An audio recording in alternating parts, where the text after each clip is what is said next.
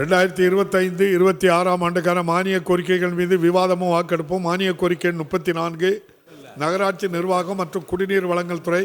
மாண்புமிகு நகராட்சி நிர்வாகத்துறை அமைச்சர் அவர்கள்.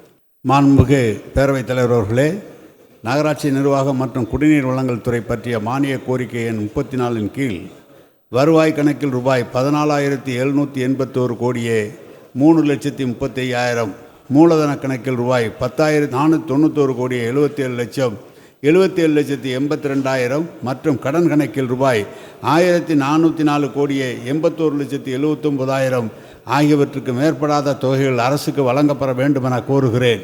மானிய கோரிக்கையும் வெட்டு தீர்மானங்களும் பேரவையின் விவாதத்துக்கு வைக்கப்பட்டுள்ள மாண்புமிகு நகராட்சி நிர்வாகத்துறை அமைச்சர் அவர்கள் முன்னுரையாக ஏதாவது கூற விரும்பினால் கூறலாம். மாண்புமிகு நகராட்சி நிர்வாகத்துறை அமைச்சர் அவர்கள். மாண்புமிகு பேரவைத் தலைவர் அவர்களே, நகராட்சி நிர்வாகம் மற்றும் குடிநீர் வழங்கல் துறை பற்றிய கொள்கை விருப்பு குறிப்பு அச்சடிக்கப்பட்டு மாமன்ற உறுப்பினர்களுக்கு அவர்கள் படிப்பதற்கு வசதியாக ஏற்கனவே கொடுக்கப்பட்டுள்ளது. மின்னஞ்சல் மூலமாகவும் அனுப்பப்பட்டுள்ளது. கொள்கை விளக்க குறிப்பு மற்றும் தமிழிலும் ஆங்கிலத்திலும் மாண்புமிகு உறுப்பினர்களுடைய மேஜைகளில் உள்ள சிறு கணனிலும் பதிவேற்றம் செய்யப்பட்டுள்ளது. அவற்றில் தமிழிலே கொடுக்கப்பட்டிருக்கின்ற கொள்கை விருப்பு குறிப்பினை நான் இந்த மாமன்றத்தில் படித்ததாக ஏற்று சட்டமன்ற பதிவேற்றில் பதிவு செய்து கொள்ள வேண்டும் என பணிவோடு கேட்டுக்கொள்கிறேன். மாண்புமிகு உறுப்பினர்கள் தங்கள் அரிய கருத்துக்களை தெரிவித்த பின்னர் என்னுடைய பதில் உரையில் அவற்றுக்கு விளக்கமளிக்கிறேன் என்பதை தெரிவித்துக் கொள்கிறேன். மானிய கோரிக்கைகள் மீது விவாதம். எதிர்க்கட்சி கொறடா அவர்கள் விவாதத்தை தொடங்கி வைக்கின்றார்கள். மாண்புமிகு உறுப்பினர் SP வேலுமணி அவர்கள். மாண்புமிகு பேரவைத் தலைவர் அவர்களே, மானிய கோரிக்கை விவாதத்தில் பேசுவதற்கு முன் அவசியமான முக்கிய பிரச்சனைகளுக்கு தீர்வு காண வேண்டி பேரவையின் வாயிலாக அரசின் கவனத்துக்கு கொண்டு வருகிறேன். நீண்டகால பயிரான தென்னை மரங்கள் சாகுபடி தமிழகத்தில் பல்வேறு மாவட்டங்களில் 5 லட்சத்துக்கு மேற்பட்ட ஹெக்டேர் பரப்பளவில் பயிரிடப்பட்டிருக்கிறது. சமீப காலமாக தென்னை மரங்கள் பல்வேறு நோய் தாக்குதலுக்கு உள்ளாகி காய்ந்தும் காய்ப்பு இழந்தும் முற்றிலும் அழியும் நிலைக்கு சென்று கொண்டுள்ளது. இதனால் தென்னை விவசாயிகள் மிகவும் பாதிக்கப்படுகின்றனர். மாண்புமிகு பேரவைத் தலைவர் அவர்களே, இது சம்பந்தமாக நிதி அறிக்கை பதிலுரையில் தெளிவாக கூறியிருக்கின்றோம். ஆனால் இப்போ கடந்த ஆண்டு இது போன்ற நிகழ்வு ஏற்பட்டவுடன் நாங்கள் வேளாண் துறையும் வேளாண் பல்கலைக்கழகத்தை சார்ந்த மாணவர்கள் கிட்டத்தட்ட 5000க்கு மேல் மாணவர்கள் அந்த பகுதியில் எல்லா கணக்கெடுத்து அதுக்குரிய திட்டத்தை மாண்புமிகு முதலமைச்சர் அறிவித்து அந்த நலத்திட்டமும் கொடுத்து மாற்று தென்னை மரமும் கொடுத்து தென்னங்கன்றுகளும் கொடுத்து அதை நாங்கள் செய்வோம். அதே போல் பூச்சியை கட்டுப்படுத்துவதற்கு பல திட்டங்களை இப்போ கடந்த நிதிநிலை பதிலுரையில் அறிவித்திருக்கின்றோம். அதனால் சம்பந்தமாக அரசு உரிய நடவடிக்கை எடுத்து கொண்டிருக்கிறது. ஆராய்ச்சியும் தீவிரப்படுத்தப்பட்டு அது வந்து கொண்டிருக்கிறது என்பதை தெரிவித்துக் கொள்கின்றேன். மாண்புமிகு பேரவைத் தலைவர்களே, நகராட்சி நிர்வாகம் மற்றும் குடிநீர் வழங்கல் துறை மற்றும் ஊரக வளர்ச்சி மற்றும் ஊராட்சி துறையிலானது இச்சேவைத்துறை பொதுமக்களுக்கு பல்வேறு அடிப்படை திட்டங்கள் தருகின்ற நகராட்சி நிர்வாகம் மற்றும் குடிநீர் வழங்கல் துறைக்கு 2025-26 நிதிநிலை அறிக்கையிலே 26,678 கோடி ரூபாய் ஒதுக்கீடு செய்துள்ளது. இத்துறைக்கு கூடுதலாக நிதி ஒதுக்கீடு செய்யப்பட வேண்டும். நகராட்சி நிர்வாகம் மற்றும் குடிநீர் வழங்கல் துறையில் கடந்த 4 ஆண்டுகளில் பல்வேறு அறிவிப்புகளை துறை அமைச்சர் அவர்கள் இந்த அவையில் வெளியிட்டுள்ளார்கள். 2021-22 45 அறிவிப்புகள், 2022-23 56 அறிவிப்புகள், 2023-24 58 அறிவிப்புகள், 2024-25 63 அறிவிப்புகள், மொத்தம் 222 அறிவிப்புகள் வெளியிட்டிருக்கிறார்கள். அறிவிக்கப்பட்ட மேற்கண்ட அறிவிப்புகளில் இதுவரை எத்தனை அறிவிப்புகள் பணிகள் முடித்து நடைமுறை கொண்டு வரப்பட்டுள்ளது, நடைபெற்று வரும் பணிகள் எவ்வளவு மற்றும் நிலுவையில் உள்ள பணிகள் குறித்து அமைச்சர் அவர்கள் தனது பதிலுரையில் தெரிவிக்க வேண்டும் என்று கேட்டுக்கொள்கிறேன். மாநகராட்சி நகராட்சி பேரூராட்சிகளை தரம் உயர்த்துதல். தமிழக அரசு மாநகராட்சி நகராட்சி பேரூராட்சிகள் எல்லைகளை சுற்றி அமைந்துள்ள ஊரகப் பகுதிகளை இணைத்து நகராட்சி நிர்வாகம் குடிநீர் வழங்கல் துறையின் சார்பில் நகர்ப்புற உள்ளாட்சி அமைப்புகளை தரம் உயர்த்துவதை ஊரகப் பகுதி மக்களின் கருத்து கேட்பு அறிந்து அதன் பின்னே இணைக்கப்பட வேண்டும். ஆகவே எந்த ஊராட்சி பேரூராட்சி இணைகிறதோ அந்த பகுதி மக்களின் கருத்துக்களை கேட்டு பாதிப்பு ஏற்படுத்தாத வகையில் சுற்றுச்சூழல், வருவாய் மற்றும் அடிப்படை வசதிகள் ஏற்ப தரம் உயர்த்தப்பட வேண்டும். மாண்புமிகு பேரவைத் தலைவர் அவர்களே, ரூபாய் 350 கோடி மதிப்பில் சென்னையில் புதிதாக நீர்நிலை ஒன்று உருவாக்கப்படுவதாக நிதிநிலை அறிக்கையில் தெரிவித்து இது சென்னை மக்களின் குடிநீர் தேவை பூர்த்தி செய்யும் என தெரிவித்துள்ளீர்கள்.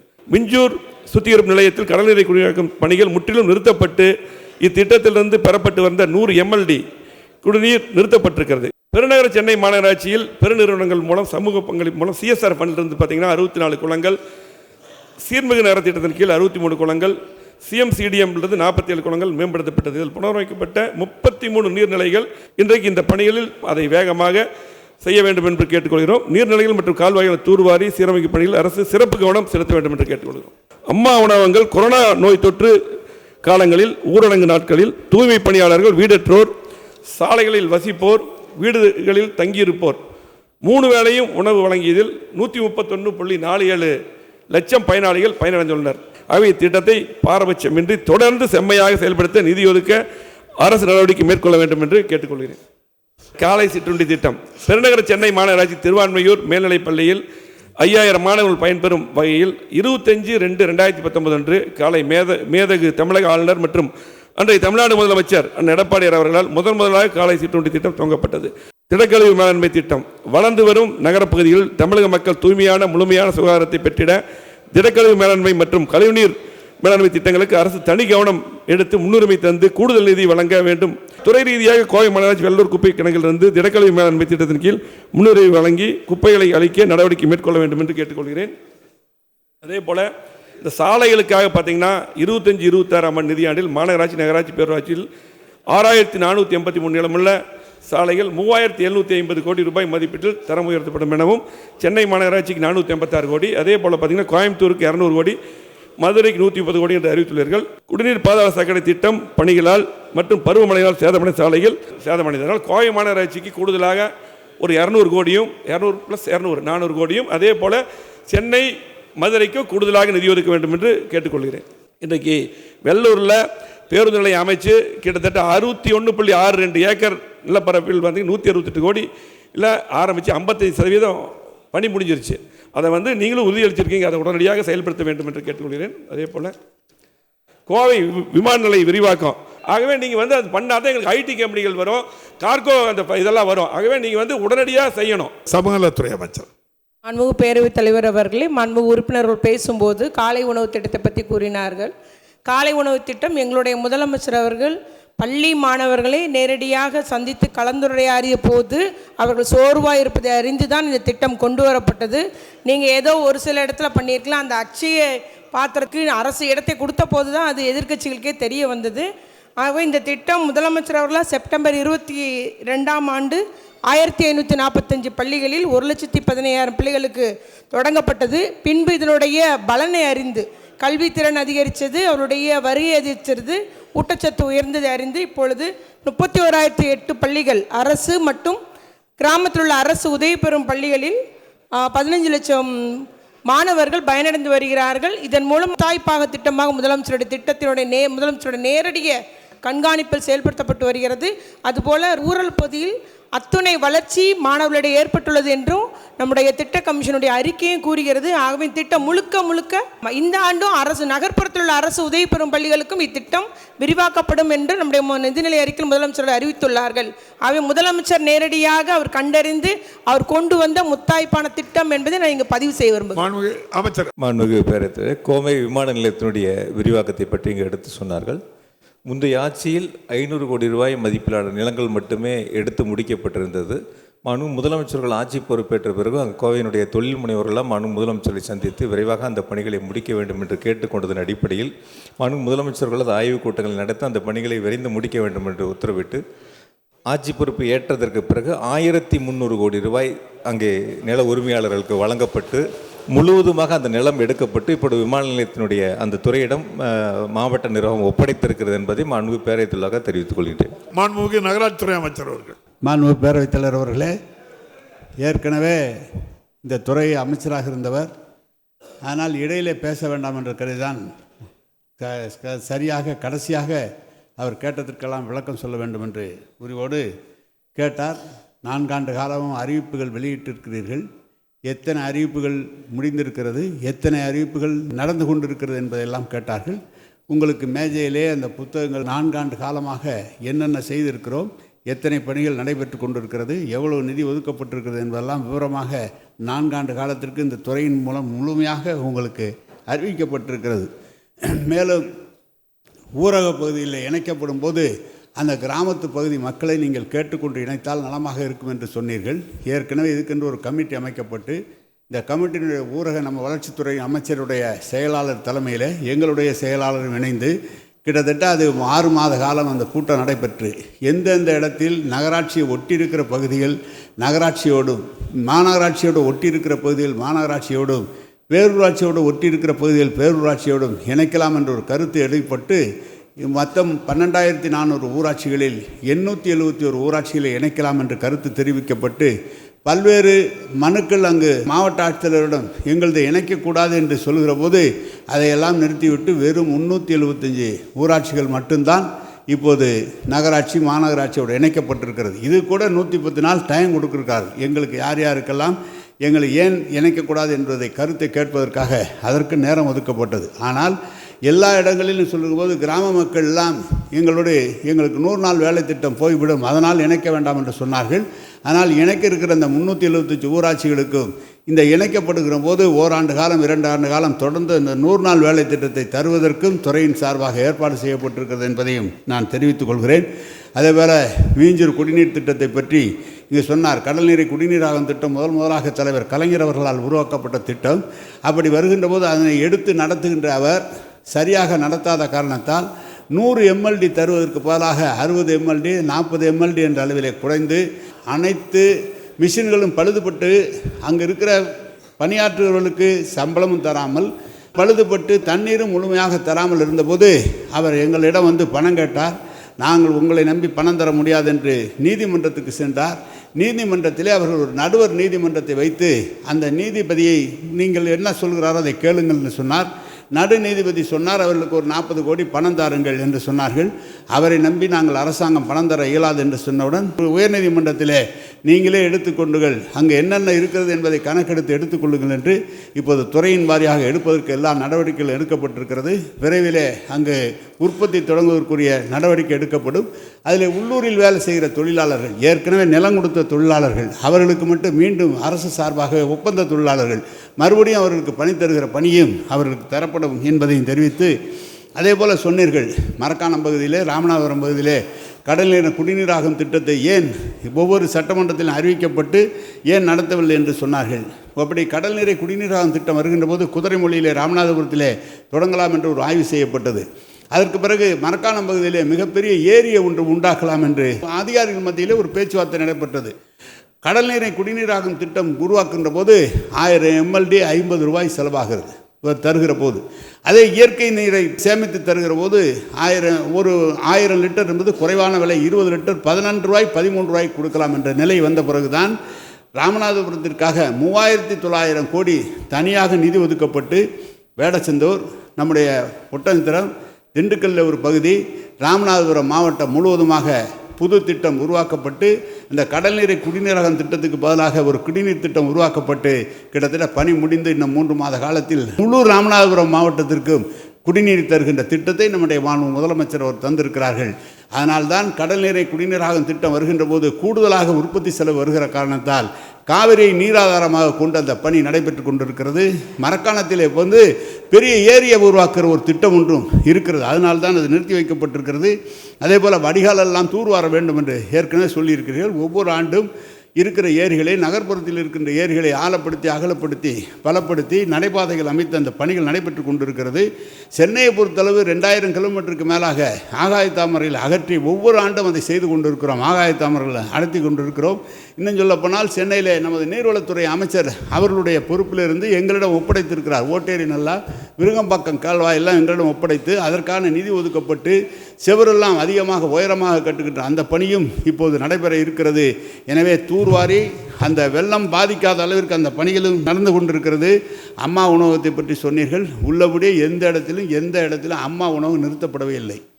தொடர்ந்து முதலமைச்சர் என்ன சொன்னார், இல்லை இப்போ பணம் கூட இப்போ 40 கோடி ரூபாய் அதுக்காக செலவழித்திருக்கிறோம் புதுசாக. எப்படி இருந்தாலும் வந்து மாநகராட்சி செலவு செய்தாலும் அரசு செலவு செய்தாலும் அது மக்களுடைய பணம், அது செலவு செய்து கொண்டிருக்கவும் நிறுத்தவில்லை. இன்னும் சொல்ல போனால் மழை காலங்களில் அனைத்து மக்களுக்கும் சென்னையில் இருக்கிறவர்களுக்கு மட்டுமல்ல பாதிக்கப்பட்ட அத்தனை மக்களுக்கும் இலவசமாக அந்த அம்மா உணவகத்தில் தான் உணவை தர சொல்லி நம்முடைய முதலமைச்சர் அவர்கள் சொல்லியிருக்கிறார்கள். எனவே காலை சிற்றுண்டி திட்டம், அச்சய பாத்திரம் திட்டத்தை பற்றி சொன்னீர்கள். அது ஏற்கனவே அவர்கள் காலையில் உங்களால் ஆரம்பிக்கப்பட்டது. இப்போது காலை உணவு திட்டம் முதலமைச்சர் அவர்களை அறிவித்துவிட்ட காரணத்தால் அது நிறுத்தி வைக்கப்பட்டிருக்கிறது, வேறு ஒன்றும் இல்லை. எனவே திடக்கல்வி மேலாண்மை அது முழுமையாக இன்றைக்கு கொடுங்கையூரில் நாம் புதிதாக அதற்கான ஒரு 600 கோடி ரூபாய் செலவிலே அனைத்தையும் சரி செய்து அந்த ஏக்கர் நிலத்தை 600 ஏக்கர் நிலத்தையும் இலவசமாக அந்த குப்பைகளை அகற்றி அந்த பணியும் நடைபெற்று கொண்டு இருக்கிறது. வெள்ளலூர் குப்பை கிடங்கை பற்றி நீங்களுக்கு எடுத்து கடந்த காலத்திலும் சொன்னேன். அந்த வெள்ளலூர் பஸ் ஸ்டாண்ட் முழுமையாக 870 ஏக்கரும் ட்வாட் போர்டுக்கு சொந்தமானது. அதில் நீங்கள் 160 ஏக்கர் கிட்டத்தட்ட பேருந்து நிலையத்துக்காக எடுத்திருக்கிறீர்கள்.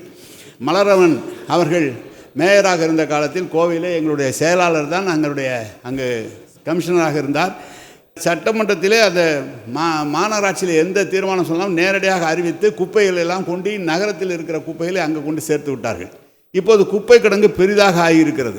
பஸ் ஸ்டாண்ட் ஆரம்பித்தால் கூட அந்த குப்பை கிடங்கை அகற்றினால்தான் பஸ் ஸ்டாண்டு சீராக இருக்குது. இல்லை என்றால் முழு சுகாதாரமற்ற நிலையிலே தான் அங்கே இருக்கிறது. பஸ் ஸ்டாண்ட் அமைப்பதற்காக கிட்டத்தட்ட பணம் செலவழிக்கப்படும் போது ஏற்கனவே நீங்கள் சொல்லியிருக்க அரசு சார்பாக மாநகராட்சி சார்பாகலாம் சொல்லப்பட்டிருக்கிறது. இதில் என்ன சங்கடம் என்று சொன்னால் திருச்சியிலிருந்து வருகிற சாலை மிக குறுகிய சாலையாக இருக்கிறது. அதே மாதிரி பேருந்து நிலையத்திலிருந்து கோவையை நோக்கி வருகிற சாலையும் குறுகியதாக இருக்கிறது. எனவே நாங்கள் எங்கள் துறையில் அதிகாரிகளை சந்தித்து ஒரு கட்டப்பட்டு சும்மா இருக்கிறது என்று சொன்னபோது சாலையில் அகலப்படுத்த வேண்டும் என்று சொன்னபோது நம்முடைய நெடுஞ்சாலைத்துறை அமைச்சரிடம் பேசியிருக்கிறோம். எனவே அதை பற்றி ஆய்வு செய்து உங்களுக்கு சொல்கிறோம். சொத்து வரி பற்றி நீங்கள் எல்லாம் சொன்னீர்கள். சொத்து வரி ஏற்கனவே நான் உங்களுக்கு சொல்கிறேன், உங்கள் காலத்தில் தான் அது ஆரம்பிக்கப்பட்டது. சொத்து வரி முதல்ல 2018 நீங்கள் தான் 100%, 50%, 100%, 200% என்று தொட்டி வரி 2018 நான் சட்டமன்றத்தில் பதில் சொன்னேன். நான் சொல்கிறேன், சொத்து வரி உயர்த்தினீர்கள். பிறகு தேர்தல் வந்த காரணத்தால் அது நிறுத்தப்பட்டதோடு மட்டுமல்ல, நீங்கள் சொத்து வரி எங்களுடைய முதலமைச்சர் என்ன சொன்னார் என்று சொன்னால் 50, 100, 200 என்றால் வேண்டில்லை, 25, 50, 100 என்ற அளவிலே சொத்து வரியை நீங்கள் போடுங்கள் என்று முதலமைச்சர் சொன்னார். அதை அனுசரித்து தான் அந்த சொத்து வரி கூட போடுவதற்காக என்ன காரணம் வந்தது என்று சொன்னால், ஒன்றிய அரசு 15வது நிதிக்குழு ஆணையத்திலிருந்து நீங்கள் இதையெல்லாம் உள்ளூர் மதிப்பிட்டு ஜோனில் இருக்கிற அந்த மதிப்பை மதிப்பிட்டு அந்தந்த பகுதியிலே பெரிய கட்டடங்கள் இருக்குமானால் அதற்குள்ள மதிப்பை கணக்கிட்டு நீங்கள் சொத்து வரி விதித்தால்தான் ஒன்றிய அரசிலிருந்து உங்களுக்கு பணம் வரும் என்று சொல்லி, அப்படி கிட்டத்தட்ட சென்னை மாநகராட்சியில் 18 ஆண்டு காலம் சொத்து வரி உயர்த்தவில்லை. மற்ற பகுதிகளில் நீங்கள் உயர்த்தினீர்கள், ஆனால் தேர்தல் வந்ததனால் நிறுத்திவிட்டீர்கள். ஆனால் எங்களுக்கு ஒரு சங்கடம் என்னவென்றால், நீங்களே உயர்த்திவிட்டால் ஒரு பிரச்சனையும் இல்லை, நாங்கள் அவரோட உயர்த்துக்கிட்ட அந்த நிலம் பணம் வருவதற்காக அதை உயர்த்தக்கூடிய நிலை வந்தது. அதில் கூட உங்களுக்கு சொல்கிறேன் எந்த அளவிற்கு பணம் உயர்த்தப்பட்டிருக்கிறது என்று. சொத்து வரி விகிதம் பிற மாநிலங்களினுடைய ஒப்பீடு 1000 சதுரடிக்கு மும்பையில் 10,271, கொல்கத்தாவில் 5,850, பெங்களூரில் 5,773, அகமதாபாத்தில் 2,855, ஹைதராபாத்தில் 2,333, இந்தூரில் 2,208, நாக்பூர் 2,120, டெல்லி 1,302, லக்னோ 1,080, சூரத் 606, கொச்சி 600, சென்னை 570. இதுதான் 1000 சதுரடிக்கு சொத்து வரி உயர்த்திருக்கிறதுனுடைய கணக்கு. இது மதுரையிலே 484, கோவையிலே 340. இது அதே போல் 1000 சதுரடி குடியிருப்பு கட்டணங்களுக்கு அதிகபட்ச ஆண்டு சொத்து வரி தொகை சென்னை மாநகரம் மிக குறைவாக விதிக்கப்பட்டிருக்கிறது. மும்பையில் 1000 சதுரடி குடியிருப்புகளுக்காக 2,18,988 மும்பையில், பூனேயில் 52,300, கொச்சின் 28,000, கொல்கத்தா 26,640, பெங்களூர் 14,434, டெல்லி 14,062, அகமதாபாத் 14,420, சென்னை 9,072. இதுதான் 1000 வணிக வளாகங்கள் பகுதியில் வந்திருக்கிறது. அதே போல் அதிக சொத்து வரி வணிகம் சென்னையிலே குறைந்த ரூபாயிலே 3,110 என்று சொன்னால் அதிக அளவு 64,600 சென்னை. பெங்களூரில் 5,800 குறைந்தது என்று சொன்னால் அதிக அளவு 76,000, 76,388. மும்பையில் 40,125 என்று சொன்னால் 7,44,282 அதிகம்.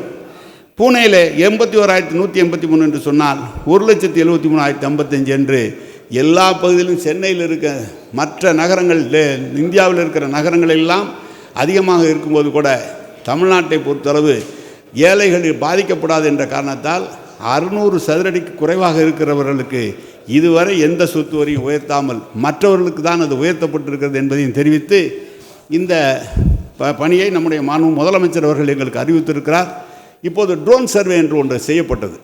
ட்ரோன் சர்வே ஏற்கனவே நிர்ணயிக்கப்பட்ட கட்டிடங்களுக்கு எவ்வளவு வரி என்று வந்ததை ஒரு பகுதிக்கு மட்டும் போட்டுவிட்டு மறுபகுதி போடாமல் இருப்பதை கண்டுபிடிப்பதற்காக ட்ரோன் சர்வே என்று வந்தபோது நம்முடைய மாண்பு அமைச்சர் பெருமக்கள்லாம் முதலிடம் சொன்னார்கள், மிக அதிகமாக திடீரென்று உயர்கிறது என்று சொன்னவுடன் அனைத்து சர்வேயை நிறுத்திவிடுங்கள், ஏற்கனவே என்ன சொன்னீர்களோ அதை மட்டும் செய்யுங்கள் என்று உத்தரவிட்டார். அதனால் நிறுத்தப்பட்டிருக்கிறது. எனவே மாண்பு அமைச்சர் அவர்கள் சொன்ன கோரிக்கைகள் முழுமையாக நம்முடைய மாண்பு முதலமைச்சர் அவர்கள் நிறைவேற்றி கொண்டிருக்கிறார். இதில் எல்லளவும் சந்தேகம் இல்லை என்று சொல்லி அமைகிறேன். மாண்புமிகு தொழில்துறை அமைச்சர். மாண்புமிகு பேரவைத் தலைவர்களே, மாண்புமிகு எதிர்க்கட்சி கொறடா அவர்கள் முன்னாள் அமைச்சர் அவர்கள் பேசும்பொழுது கோவைக்கு திராவிட முன்னேற்ற கழகத்தின் இந்த 4 ஆண்டு ஆட்சியில் ஏன் இந்த விமான நிலைய விரிவாக்க பணிகள் விரைந்து செய்யப்படாததை போல் அவர் பேசினார். அதற்கு நிச்சயமாக ஒரு தெளிவான ஒரு பதிலை இங்கே கொடுக்க வேண்டும். ஏற்கனவே எதிர்க்கட்சி தலைவர் அவர்களும் இதே அவையில் அது குறித்து பேசியிருக்கிறார். அன்றே நான் சொன்னேன், அதனால் அப்படியே விட்டுருக்கலாம். பட் இப்போ அவங்க திருப்பி கேட்டதுனால நான் பதில் சொல்ல வேண்டிய ஒரு சூழ்நிலையில் இருக்கேன். மாண்புமிகு பேரவைத் தலைவர்களே, முத்தமிழறிஞர் தலைவர் கலைஞர் அவர்களின் பொற்கால ஆட்சியில் 2010ஆம் ஆண்டு தான் கோவைக்கு இந்த விமான நிலைய விரிவாக்க பணிக்கு 2010 தான் முதல்ல ஏஎஸ் கொடுக்கப்படுது. 2010 ஏஎஸ் கொடுக்கப்பட்டு ஃபஸ்ட்டு ஒர்க்குக்கான இனிஷியல் ஒர்க்ஸ்லாம் ஆரம்பிக்குது 10. சரிங்களா? அதற்கு பிறகு இவர்கள் ஆட்சிக்கு வருகிறார்கள். 5 ஆண்டு காலம் இந்த திட்டத்துக்காக ஒரு பைசாவும் செயல்படுத்தப்படவில்லை. அதற்கு பிறகு இன்னும் ஒரு 3 ஆண்டு காலம் ஒரு பைசாவும் திட்டத்துக்கு ஒதுக்கப்படவில்லை. 2018ஆம் ஆண்டு திடீரென்று விழுத்து கொண்டுதான் முதல் முறையாக 2018ஆம் ஆண்டு 75 கோடி ரூபாய் நிதி ஒதுக்கப்படுது. எது? 2018ஆம் ஆண்டு 75.18 ஒதுக்கப்படுது. 2019ஆம் ஆண்டு 189.3 கோடி இதுதான் மொத்தமாக ஒதுக்கப்படுது. ஒட்டு மொத்தமாக ஃபைனலாக இதுக்கு வந்த நமக்கு இதுக்கான காஸ்ட் வந்து நம்ம இப்போ அரைவ் பண்ணியிருக்க காஸ்ட் வந்து 2088 கோடி. இதுக்கு நான் பிறகு வருகிறேன். ஆனால் இவங்க ஒதுக்கினது 75.18, அப்புறம் 189.3. சரிங்களா? 2021ஆம் ஆண்டு தேர்தல் வருகிறதே என்ற அந்த அவசர கதியில் ஜனவரி மாதம் 20ஆம் தேதி, பிப்ரவரி மாதம் 1ஆம் தேதி, பிப்ரவரி மாதம் 23ஆம் தேதி 3 தேதிகளில் மட்டும் 308.46 கோடி ரூபாய் நிதி ஒதுக்கப்படுகிறது. எனவே மொத்தமாக இதெல்லாம் சேர்த்து பார்த்தீங்கன்னா கூட இவங்க அவசர கதியில் தேர்தல் வருதுன்றதுனால தான் இவங்க ஒதுக்குனாங்கன்றதெல்லாம் நான் சொல்ல விரும்பல, அது கூட நான் விட்டுறேன். ஆனால் 572.94 கோடி தான் மொத்தமாக ஒதுக்குறாங்க பேரவைத் தலைவர்கள் அவர்களே. ஆனால் திராவிட நாயகர்கள், அதாவது எது கொங்கு மண்டலம் முழுமையாக அவர்களின் பக்கம் நின்ற அந்த காலகட்டத்திலேயே அப்படிப்பட்ட முக்கியத்துவம் வாய்ந்த இந்த ஒரு திட்டத்திற்கு 572 கோடி ரூபாய் நிதி ஒதுக்குறார்கள். ஆனால் அவர் வந்த உடனே 1185.99 கோடியை நிதியை முதல் ஆண்டே தேர்தல் வந்தல ஜெயித்து வந்து பொறுப்பேற்றவுடன் 23/9/2021 முதல் ஆண்டு 1185 கோடியை ஒதுக்கிய ஆட்சி தான் திராவிட நாயகர்கள் அவர் ஆட்சி. நம்ம ஆட்சியில் இந்த திராவிட மாடல் ஆட்சியில் தான் ஒட்டுமொத்தமாக 1515 கோடி ரூபாய், ஒட்டுமொத்த 98 கோடி ரூபாய் மொத்தமாக ஒதுக்கப்பட்டு இடத்தை கொடுத்து ஒப்படைச்சு அவங்க அதை ஏத்துக்கிட்டு சென்ட்ரல் யூனியன் கவர்மெண்ட்ல இருந்தும் அந்த ஒப்புதல் கடிதம் வந்து இப்ப சமீபத்தில் சிடிஓவும் கொடுத்து இப்போ கட்டுமான பணிகள் ஆரம்பித்ததுக்கான டெண்டரும் கொடுத்து விட்ட ஒரு நிலையில் தான் இன்று இந்த வேலை நடந்து கொண்டிருக்கிறது. நீங்கள் சொன்னதிலே 1/4 பங்கு தான் இப்போது சொத்து வரி ஏற்றப்பட்டிருக்கிறது. எனவே அவர்கள் தருவார்கள் என்ற எண்ணத்தில் அது செய்யப்பட்டது. அவர்கள் என்ன செய்து கொண்டிருக்கிறார்கள் என்பதை நீங்களே அறிவீர்கள். மேலும் மாண்பு முதலமைச்சர் அவர்கள் இந்த துறைக்கு நீங்கள் ஒதுக்கப்பட்ட தொகை 2025-26ஆம் ஆண்டிற்கான வரவு செலவு திட்டத்தில் ஜல்ஜீவன் திட்டத்தில் தற்போது நடைபெற்று வரும் திட்டங்களுக்காக 1700 கோடி, 26,640 கோடியை தாண்டி 1700 கோடியும், நிதி அமைச்சரின் நிதிநிலை அறிக்கையின் போது 7 புதிய கூட்டு குடிநீர் திட்டங்கள் 6,668 கோடியும், அதேபோல் மேலும் கடந்த ஆண்டு அறிவிக்கப்பட்ட 3 குடிநீர் திட்டங்களுக்காக கிட்டத்தட்ட 2179 கோடியும், ஆக மொத்தம் 10 கூட்டு குடிநீர் திட்டங்களுக்கு அரசின் பங்களிப்பு கிட்ட 5912 கோடியை கூடுதலாக இந்த 26,640 கோடியை தாண்டி கூடுதலாக நம்முடைய மாண்பு முதலமைச்சர் அவர்கள் துறைக்கு வழங்கியிருக்கிறார் என்ற செய்தியை உங்களுக்கு தெரிவித்து